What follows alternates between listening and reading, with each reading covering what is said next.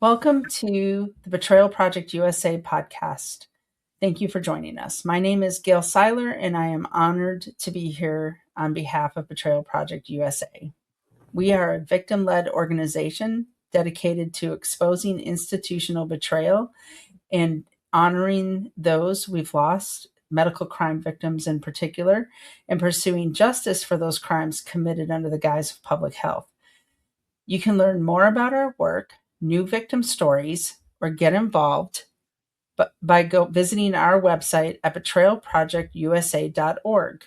You can also follow us on our social media, Rumble, BitChute, YouTube, X, and our Facebook group by searching Betrayal Project USA or by just clicking on our social media on our website.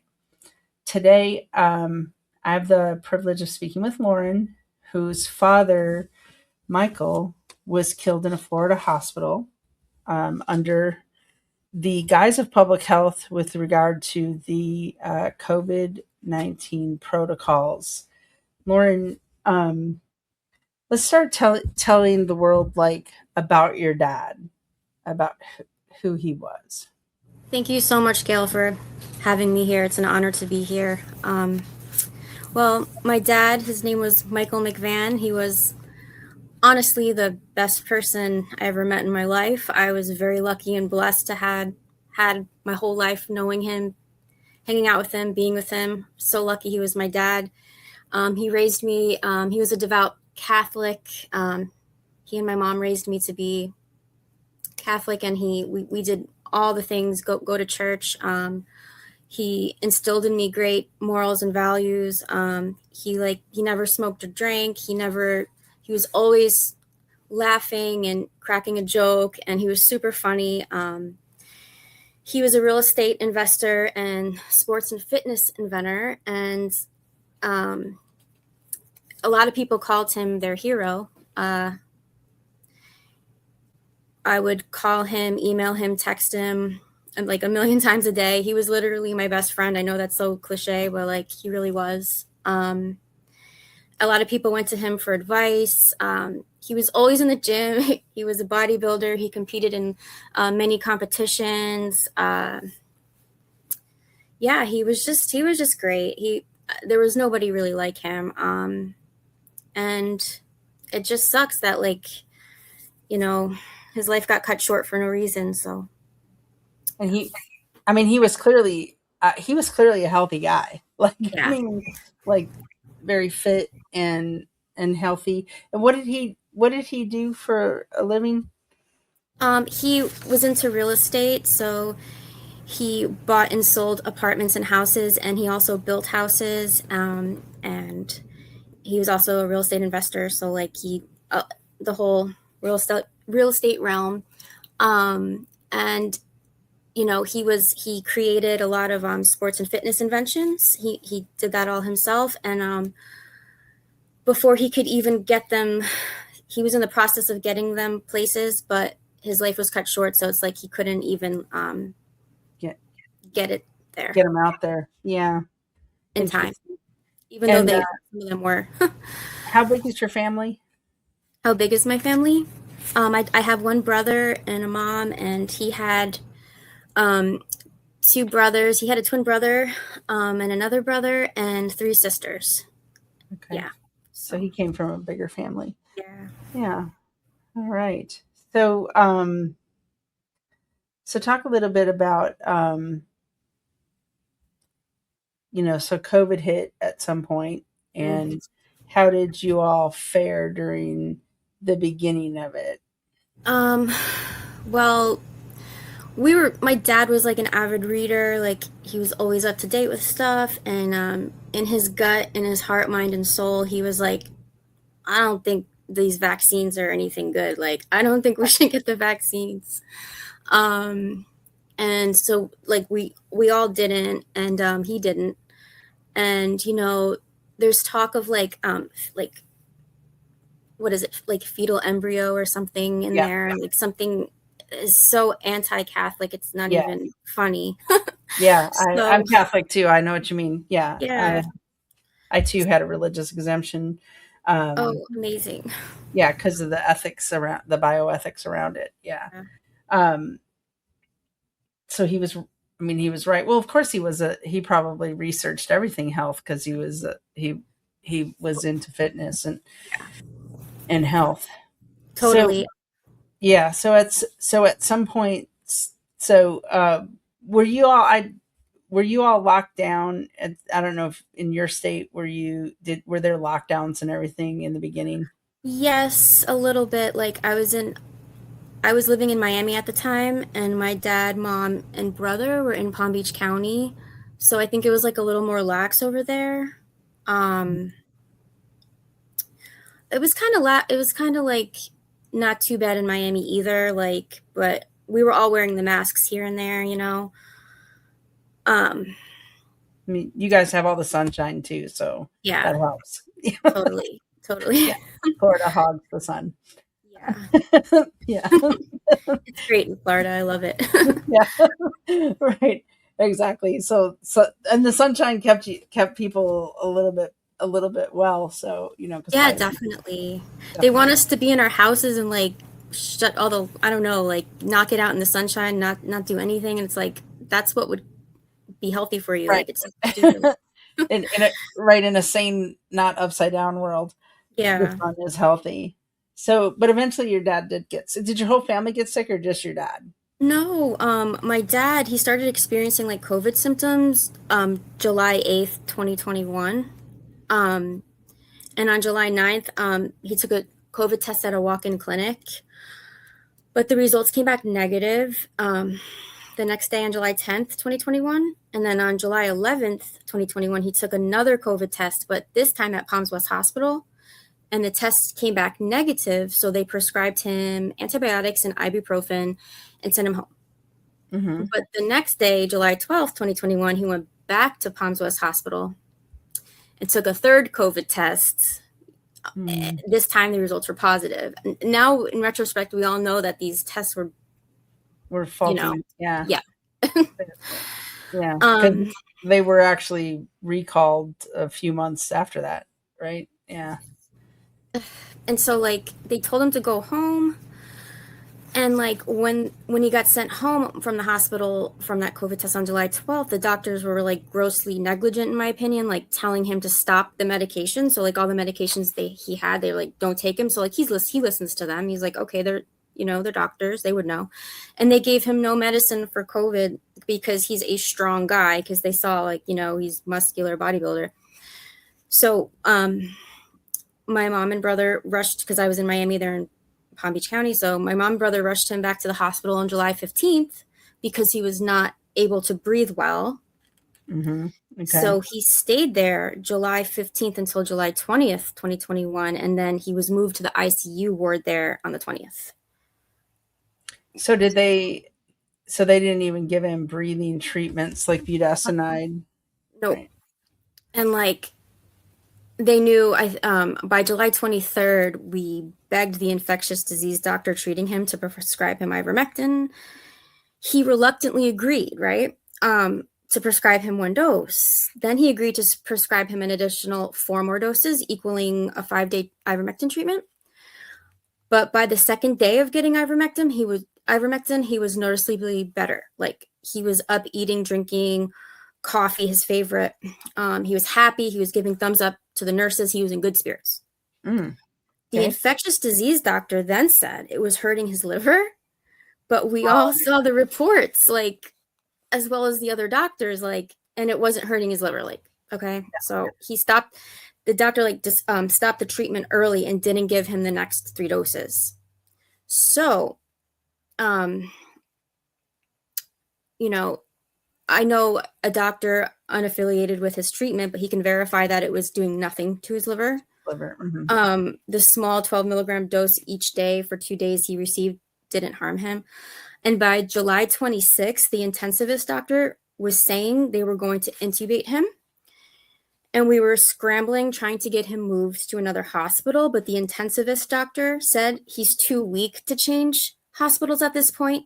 And they intubated him without, like, it was his call. And we meant nothing. And by the 28th, he was getting dialysis. The ventilator caused him damage. I talked to the CMO of the hospital for over half an hour on the phone.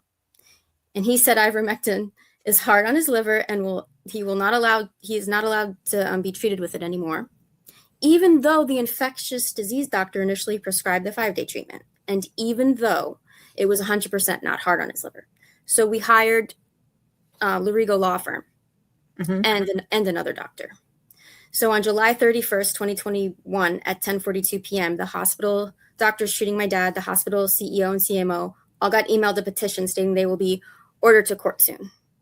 And the court has 72 hours to let them know when. And that was for the petition. I'm sorry. No, I want to ask you a question before you get to that part. Okay.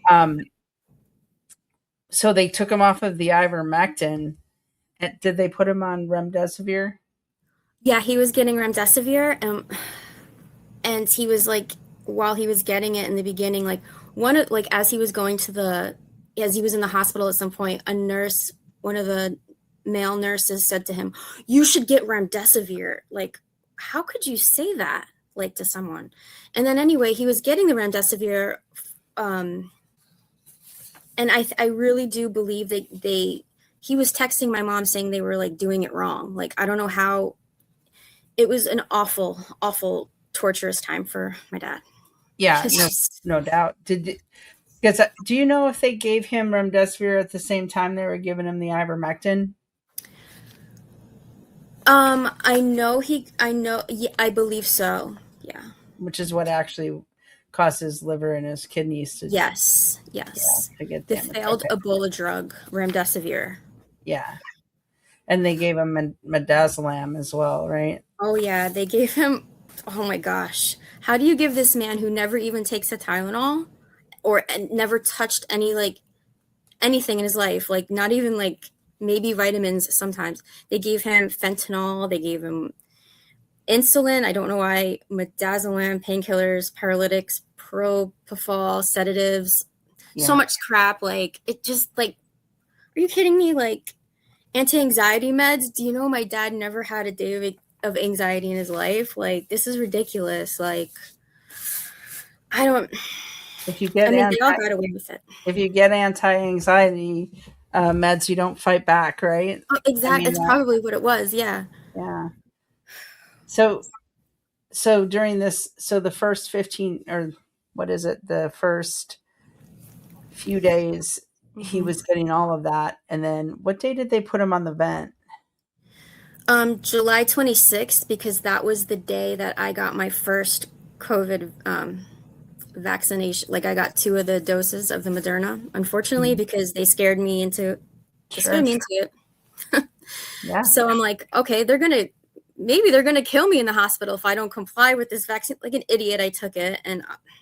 But yeah, on the 26th of July, 2021, they intubated him, I believe. Let me make sure that's right. Yeah.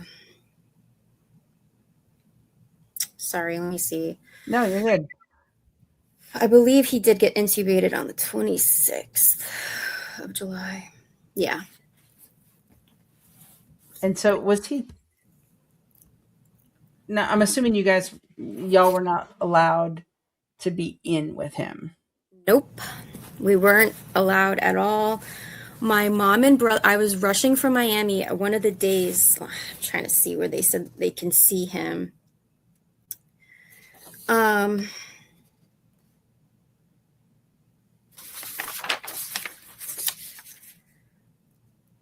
Okay. I don't know. There was one point they're like, oh, yeah, it was the day he got intubated. They're like, you can come in right now, but we're intubating him right now. So my mom and brother were literally right, like, in the vicinity of the hospital because that's where they live. Unfortunately, I was like almost 2 hours, like an hour and a half away, and I was rushing there. I didn't get to see him. They saw him through the glass, and they're like, my dad's like doing like like this, like, I got this, don't worry. He held up the rosary. Yeah. And they freaking, oh my gosh, sorry. Yeah. Then they did that. Like, and he was trusting them. Like, how he trusted these monsters who did this to so many people, and they have the privilege and honor of being called a doctor or a nurse. Are you Yeah. kidding me? Are you kidding me? It's ridiculous. All of these people have perished on their watch, and they're just out now like enjoying vacations with their families, and while they ruined our lives. Are you kidding? This Well, is and there not was the way, and this is not the way life should be. there was strong gaslighting. I mean, so I'm sure they were telling your dad like, "You're gonna die if you don't take this. Yep. You're gonna die if you don't take that," and probably your Yep. mom too. Um, and I, as a survivor, I tend to think they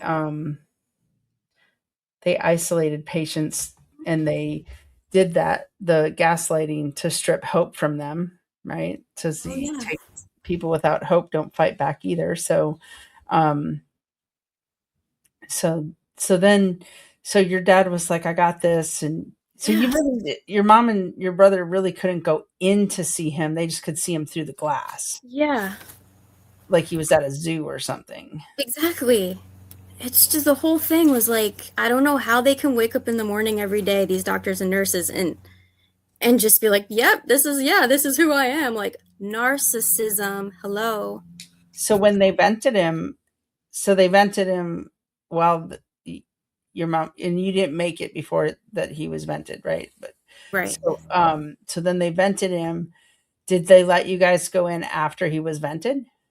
No, the very next time we got to see him again through the glass is when they chose not to close the curtains when they were pumping on his chest and making a big scene trying to save him when he was already that was on, let me see, the day he died, August 1st. We watched him die on August 1st. We got to the hospital after the intensivist doctor said we could go, and we saw him through the glass. We were never allowed to go near him or even go in the same room as him. We saw, like, this is what happened. So like we got there, and I'm like standing there looking at him in a dark, he was in a dark room. It was really creepy. I saw his blood pressure, or like numbers, they kept going, dropping on this thing, on this monitor near him, and it was blinking but not making noise, and the whole time we were there, and it dropped to 30. So we notified a nurse walking by, and she was like looking at her cell phone, and like, so then she alerts a bunch of nurses and doctors, and they go in there to try to resuscitate him for like 25 minutes. And then he was pronounced dead around 8:25 p.m. And we watched the whole thing, the doctors and nurses trying to save him, pushing his chest, giving him shots or whatever, through the glass. Then we were staring at him for hours after that, dead. They wrote 8:30 p.m. on his paperwork that he died, but when I asked a nurse, she said 8:25. So like, it's just like negligence. So I don't know what the time of death is. Like, why did we have to alert someone about his like deteriorating condition? Um, Yeah. and And like they, once they vented him, it was a closed air system anyways. They could have let yeah, you go in.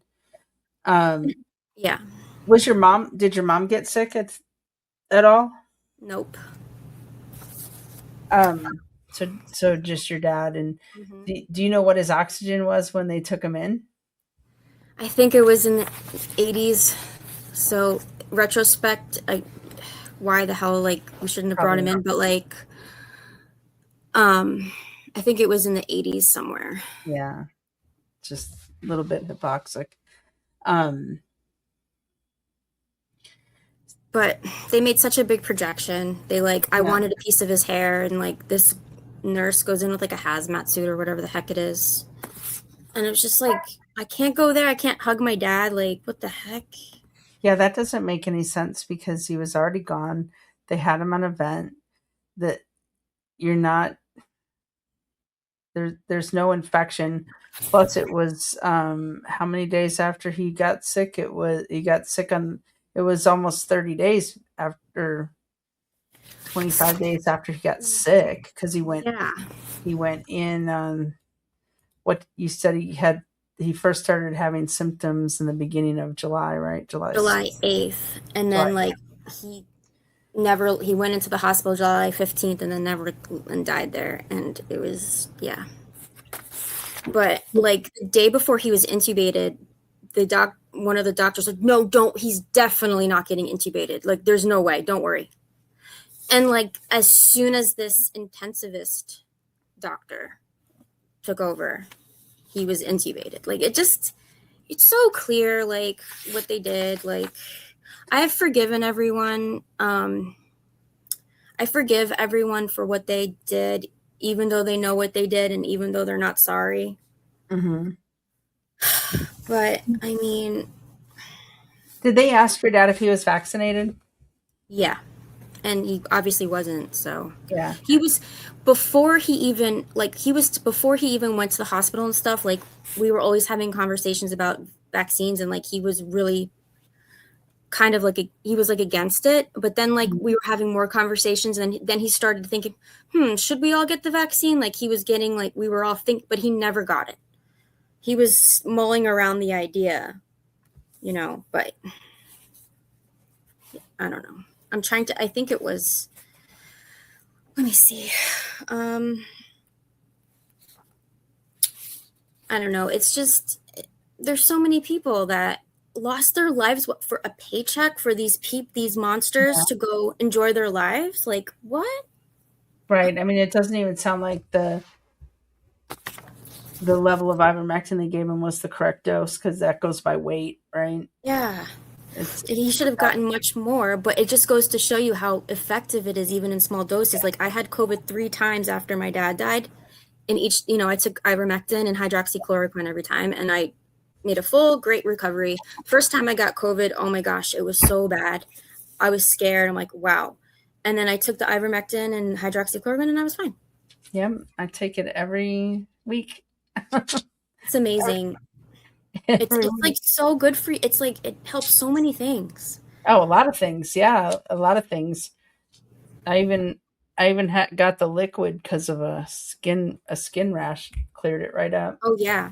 It's like one of those essential things that I don't know if you know this, but like way back in the day, they used to give kids ivermectin for lice.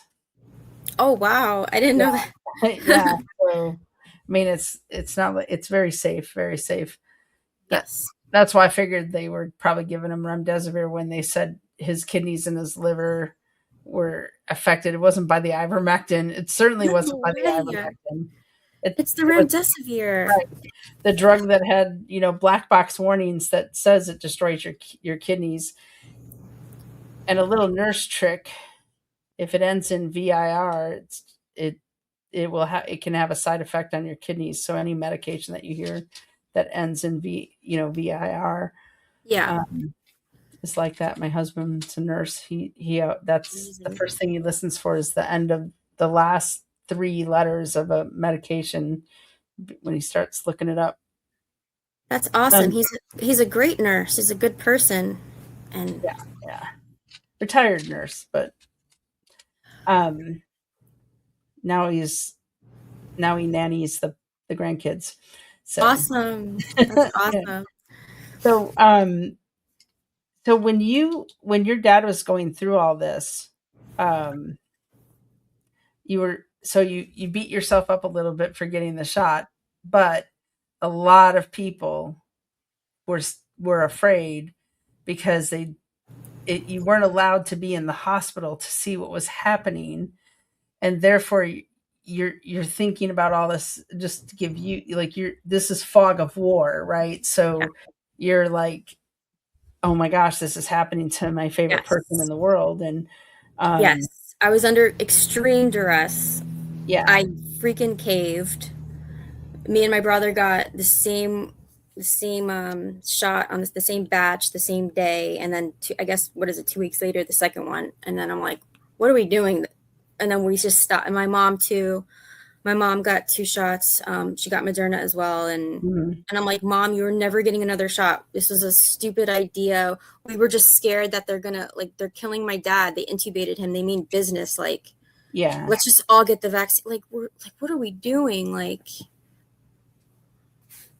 Did so when your dad was in the hospital, um So I've interviewed a lot of Catholics who didn't get their last rites. How Yeah. did you guys have an issue with that? Oh yeah, my mom tried so hard to get this wonderful priest that we love. He couldn't. He's like, I'm so sorry. He's like, he basically was like, God knows that, because he was not allowed to go in there. He's like, Yeah, a lot of people asked. He's like, God knows. I'm like, we need last rites. We need anointing of the sick. Like, what the yeah, heck? And none of it. And man, it's just awful. Yeah. yeah, And the priest made us feel better, but not kind of. But we were like, I guess discriminated against is the yeah, right word. yeah, absolutely. They should have allowed it. Um, but I know that a lot of people were denied their extreme unction, and that is very important. I mean, Yeah, whether other people believe it's needed or not, or wanted or not, for Catholics, that's like the everything. ultimate thing that when you take away the sacraments, that affects them greatly, and it also strips hope. So that's unfortunate that you know that happened to your dad. Of course, the priest is right. Sacraments by desire is a thing, but it still, no dying Catholic should be denied extreme unction and the Eucharist Absolutely. ever. And Absolutely. so, and I only ask that because we do have um, a Catholic support group, and so I hear that a lot. And matter of fact, on Tuesday nights we meet, and I hear that a lot. It hurts me to hear that people were denied that. So he was denied that, and then what's the other question I was going to ask you about that? Um, so they wouldn't let him have that. When After he died, were you all allowed to view the body? Well, we watched him die in front of us, and we were like staring at his dead body for like quite a few hours because what is it, the morgue, I guess, Hmm. was on the way to transport his body. So yeah, and then when they were like rolling him out, I don't think we were allowed to like walk with see him getting rolled out. It was weird. Like it was all a blur. I'm like, uh, he got rolled out, and then I guess went to the. I don't know if I'm. Is it the morgue? Yeah, I yeah, don't the know why more. I'm drawing a blank. No, that's correct. Yeah, that would be correct. And then they take him to the funeral home or the. I think it was the. I'm sorry. It might have been the funeral home because they did it in the same. Okay. Oh, they came and got him right away. Yeah. Like I want to say, was it 5 hours after he was just we were watching his dead body because we wanted to make sure like we're not gonna just leave him there. Like we Yeah, love sure. him. We're love him so much, and we were all in shock. We were just like staring at him, like, is he really gone? Like, what the heck just happened? Like, Yeah, because he was a healthy man, and then within such a short period of time, they destroyed his body. I mean, they totally tortured and yeah, obliterated him for no reason. I guess for money or in cowardice and apathy, maybe. But I don't like that they just doctors and nurses walk around to this day like what like no that's the right thing. that's, Like, yeah, are like you? like Is that. something wrong with you? How are you? You need to be stripped of your titles. You clearly you are incompetent in every sense to Yeah. even say that. Like, I'm sorry, but it's the No, I truth. mean I agree with you because in a sane world, they would have looked at all of the doctors who never lost a patient, right? And Exactly. they would have said this is the standard. They would have taken that, and they would have set up centers of excellence with those Mhm. doctors in charge of it, right? Cuz they Absolutely. saved thousands of patients, they weren't losing anybody, but instead they demonized those doctors, and they took a product and a protocol that was meant that was killing patients, and they said this is the standard. So But ridiculous. it's incentive based medicine, over evidence if they, yeah. So Exactly. I do They agree with you that even at in 2021 when this happened to your dad, they knew they knew better. what Yeah. was, yeah, they knew Big better. time. They knew better. They had an entire year of failure. They knew better. I looked in the eyes of this doctor after I looked at my dad's dead body. He came out like he tried, and I stared at him for a while. I looked into his eyes. He knew that I knew that he's full of crap. And honestly, this tells you everything you need to know. Fauci was caught emailing his friends and family to take hydroxychloroquine and ivermectin, but the rest of us peasants have to go by the death protocol. Like, are you kidding me? Yeah, Ugh, even Congress got they got the they got ivermectin and hydroxychloroquine, Regeneron, which the Regeneron had just been pulled yeah. about the time your dad was. Did you ask for budesonide at all? Yes. Yeah. Yes. What did they tell you about budesonide? I was speaking to one of my friends randomly, not randomly, but like telling him what I'm like going through. My dad's like basically dying. They're basically killing him. Like he's like, Lauren, ask for budesonide. Mhm. Ask for I'm like, okay, and I did. And then I looked into it obviously and researched it and everyone's like, yeah, of course. And they wouldn't do anything. They did what they did and it's just awful. Did Yeah. they give you a reason for not doing budesonide? They just kept saying, no, no, we tried the ivermectin and that's it. It's like, okay, like, are you kidding me? They clearly they stuck to what they wanted to do. I Yeah. guess they were making 500,000 on it's Yeah. disgusting. They were making a lot of money on, Yeah. well, the protocols, and then of course they got the incentive for remdesivir, and the remdesivir leads to a vent, and then they get us an incentive for the vent. They already have the incentive for the COVID test because they tested them until they were positive, and then over and over again.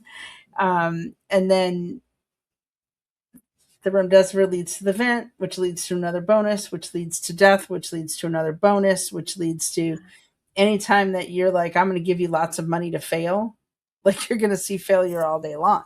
Sick. How are They're you very how sick. are you a doctor? Like how are Yeah. you a nurse? How are you a doctor when you're like how are you allowing this like how are you okay with yourself as a Yeah. person, as a human And I don't being? know how anybody could say that your dad, like, he was fit. Yeah. He was that was a healthy man. Yeah, he was so strong, mind, body, and soul. Just the best guy ever. And he really was. He prayed so much. We prayed the rosary all the time together. We fasted together. We laughed all the time. He gave the best advice. He was just, oh my gosh, like he was my mom's best friend. He was my brother's best friend. He was my best friend. He was just like, I can't, he was just so amazing. Like, He sounds like he was amazing. thanks. I love him so much, and I dream about him every month since he died. I have all my dreams written down. Every single month I dream about him. I have a dream about him and I write it down. That's good. I'm lucky, really Yeah, lucky. that is that's actually a blessing, right? Yes, big time. Um, so tell people, so after your dad died, what was some of the impacts to your family and your life? I mean, you miss him, and Oh my gosh, it's like it's like I can't even like express to you how awful it's been since he died. Like my mom and him, they're soulmates, and like yeah, I'm pretty sure she still is crying every day. Like they were inseparable. They laughed all they never fought. I've never seen them fight. Like they're so happy. Um and they're always laughing, always happy, always working together, always talking, always lending a helping hand to anyone. And now, since he died, like my mom cries every single day. She is not the person that I know deep down she is because I've never seen her like sad ever until my dad was sick and died, was tortured and killed. And yeah, my brother is like totally upset over it too, as am I. He's just wrecked beyond, like, they took everything from us. Like, they took everything from us. Like, yes, I forgive them, yeah, obviously, but like, I think the three of us think about him every single day of our lives. We I Okay, so like my mom has like pictures of him up in every room and everything. I have pictures up, but I cover them with like like an index cards, because I can't, it's too painful for me to look at him. Like I can look at him here and there, but like to have like him up all the time is like it eats me alive, like to look at him, like pictures of him, like it's too much. Like Yeah. it's too, like, I know that sounds, I don't know, but No, I can it's imagine. I can imagine how painful that is. Did you all know, like, right away when you were in the hospital, were you thinking, "Wow, they killed my dad," or did that come later? well, okay, so I'm very lucky to be friends with a doctor who totally like was there for me and helped me through this, and like he was like helping me along, because he has saved countless people. I don't even know if he's had a COVID death. Like, he's treated everyone and they all survived. Like, I don't want to speak on for him, but he was telling me like all the things, the right things to do, and he was telling me about ivermectin and all this stuff. He like basically opened my eyes to all this stuff. I didn't really know about it until him, and like then when we it was very clear, like when my dad was in the hospital, when they like put him in the ICU and we were giving him remdesivir, it was very clear that this was going the wrong way. Yeah. And so like when we got him the ivermectin, we're like, yes, we got the ivermectin, yes, it's helping him, yes, we're so happy this is working, thank you, Jesus. And then like then they rip it away from him, and it's like, oh no, what the heck's going on, we need to get a lawyer now. And like, yeah, and then all that happened. So like, so at that point, when he was like, when they had taken the ivermectin away, we're like, oh Mhm. crap, they don't mean us well, they clearly mean us harm, but they don't want to admit it. So that's on their soul. Right, That's on right. their soul, what they did. Yeah. My And job is to forgive, not permit, but your job is to get right with God, that's because right. eternity's a long time. Yeah, eternity is a heck of a long time, and there's no mulligans, there's no do-overs, right? Once it's done, Right. it's done. Yeah. One of our priests said, when you close your eyes here on earth, you hear the words "you're mine," and it's either Christ saying it or it's the devil saying it, but That's you're a going to real, hear those words, and yeah, for so sure. and there's no explaining Yes, away. Um, exactly. so, what would you tell somebody who is either, because this is still happening, right? There was just a 13-year-old in Oh, Michigan jeez, who really? yeah, the latest version, who was put on a vent and died. Um, what would you tell people who are, like, going through this or have gone through this and are thinking of maybe being public with their stories? Don't be a coward like the doctors and nurses. I'm sorry, no. I'm just being sarcastic. No. I know it's very hard. No. It would behoove you to get your story across, because don't let your loved one have died in vain. I know they just try to be truthful, have courage. There's a lot of people coming forth. It's You went through a lot, they went through a lot. They suffered for no reason. And you will maybe get, I don't know, if I don't want to say closure, because there's really not closure, but um it's important that you tell the truth and you come forth when thing, because Yeah, then if you look in history, the only way positive change happens is if you come forth and you persevere and you have courage. If you don't have courage, it's going to just stay like this, and then history is going to get rewritten to their yeah. narrative, and this is just how it's going to be. So you got to have some faith and courage and know you're on the right side by coming forth. You don't want other people to suffer. You want everybody to be happy and be healthy. And the more people that come forward, of course, the more America wakes up and believes that this Right. happened. Because right now Yes. there's a lot of people who are still trusting the hospitals, and they're because they believe this virus killed people. It's When it was the protocol, completely the protocol. gosh. Exactly. It was the COVID protocols that killed people, not COVID. Yeah. And unfortunately, I learned that the hard way. Um, and I don't understand. I mean, I don't know why people don't believe it. I guess because it never happened to them.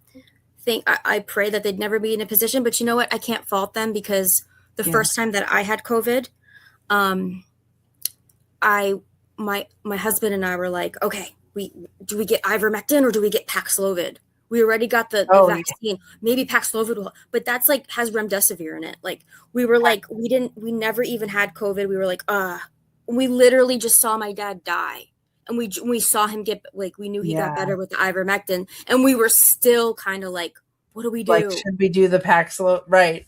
And they pushed the Paxlovid because there was an incentive on that too. Yet there was also black box warnings. And yeah, exactly. What they Uh, do to us? yeah, They right. warp and twist the truth, and they get all the good stuff, and us peasants have to get whatever. But The I number of think, times I hear people say, I had ivermectin and I was afraid to take it, mm-hmm, this hurts me. yeah, it's the most gentle. Okay, ivermectin and hydroxychloroquine are the most gentle drugs on your like, and Yeah, they help you. And so I'm like, yeah, we're doing the ivermectin, and then we took it and we got better. And I'm like, yeah, oh, my poor dad, like, what the heck? yeah, So yeah, for sure. right. And it's on ivermectin is actually on the even on the World Health Organization's top 10 safest and most essential drugs because it treats everything. That's why they have to demonize it, Ugh. because everything from COVID to cancer. Oh my gosh, exactly. Yeah. It Yeah, really does. It helps cancer, I think, skin problems, right. parasites, Yeah, COVID, even yeah, flu. Like, so yep, sad. everything. RSV. Oh, Um, so so so tell everyone, one of your one of or some of your favorite memories of your dad. sad. I just had so much fun with my dad. I love him so much. He was hilarious. He made me laugh so much. He gave me the best advice. One of the best memories was, like almost probably like a year and change before he died. We went to Las Vegas, and it was just such a great trip, and like we had so much fun. We were like dancing around the whole time and like exploring like areas. We went to this desert I don't know, outside of Las Vegas. It was super fun. And yeah, I just remember like being so happy. Like he always cheered me up, and we would always dance around and joke around. And yeah, that's my favorite memory. My most favorite recent memory of he and I was that trip when I went I'm, with my family. I'm Yeah. gonna play that video. I'm gonna play that Uh, video because it's cute. it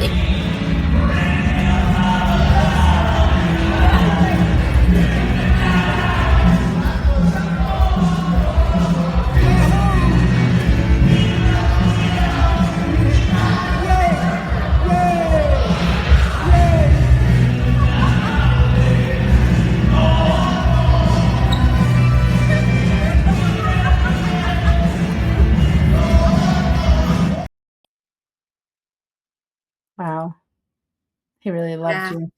Yeah. Thanks. Yeah. Yeah, what a great dad. What a great dad.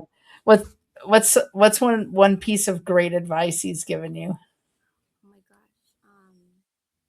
He always said like, Lauren, you could be whatever you want to be in this world. You can do whatever you want to do. He always like, just go for it. Like the world is yours. You can do anything in this world. You can have anything in this world. You just um, he would always say that. Um, he was so supportive and just so positive, and just one of the first books, he I he read and then he gave me was Imaging by, I think, Norman Vincent Peale. And it's just like the precursor, I think, to like the Secret um, series. And Mhm. yeah, and I read that as a kid. I'm like, wow, like he really like instilled in me like see it in your mind, you can achieve it. Like he really instilled that in all of us. He was just the best. What a great guy. Thanks. Well, I hope people will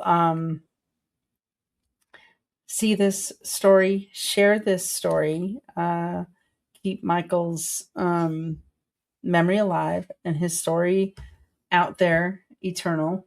And I appreciate your moral courage in telling the story. And I just, I want people to know that we have a platform for everyone to tell their story. We don't want any victims to be left behind. We also have, if you're not ready to tell the story, we have a memorial wall where you can simply just put your loved one's picture. If they were a victim of medical crime, and that is protocols, shots, um, hospice, nursing homes, whatever kind of medical crime, you put their picture on the wall with their name and their state and their date of death. Sometimes that is all people can do. And then we hope that someday you'll be able to tell your story as well. So thank you everybody for joining, and watch this space for more stories and share this one